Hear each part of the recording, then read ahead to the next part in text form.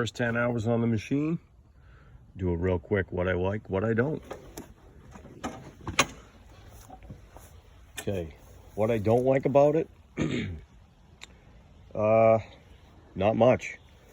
For the size of the machine, it's fantastic. BX23 you know, I got 10 hours on it now. I've had it for a little while. I don't put as many hours on it as I want because we all know we're busy. Things I don't like about it, you know, when you buy a new machine, it'd be nice if it came with a full tank of fuel. But I get that. The way the seat reverses works well.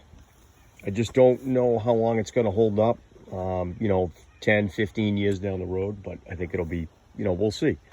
We'll see. Backhoe, talk about the backhoe real quick. Super smooth. For the size of the backhoe, it works very, very well. I can't say enough about how well, you know, it works.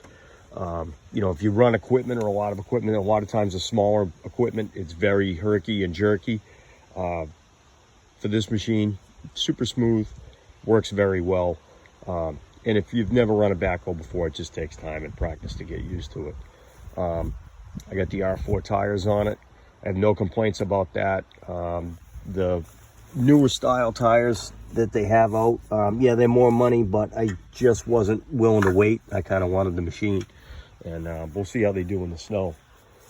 The loader works fantastic for the size of the machine. A lot of people complain about, you know, oh, doesn't have enough power or anything like that, but it's a small machine and you don't want to overload it. And I understand the load is fine for what it does. I'm going to get a set of pallet forks for it also. It's filthy right now. I understand that. Just turned 10 hours. I just stopped to do a quick video. The mower deck comes on and off super easy. I wouldn't change a thing. I love the fact that I can just, you know, undo 3 pins, drag it right out, and take care of that. The one thing I don't like about the machine is Kubota's really, they got to step up their, they got to step it up and do a better job of protecting everything underneath here. That is one thing I don't like. I mean, all these exposed fuel lines, all of that, the fuel filter, the HST fan, that little guard in the back really doesn't do much. So they need to come up with a better plan on that. I am going to get a Under Armour for it. I just don't go into the woods very much with it yet. Backhoe comes off super easy. Loader comes off super easy. The mower deck comes in and out super easy. I put a piece of plywood on the ground, drive over, undo my 3 pins, drag it out. I can't think of anything else that I don't like about it. I will say greasy machines, whoever owns them, you know, they say every 10 hours, throw a little more grease into it. I think every 5 or 6, especially if you're doing loader work, you'll know, like, any commercial equipment is usually 8 hours.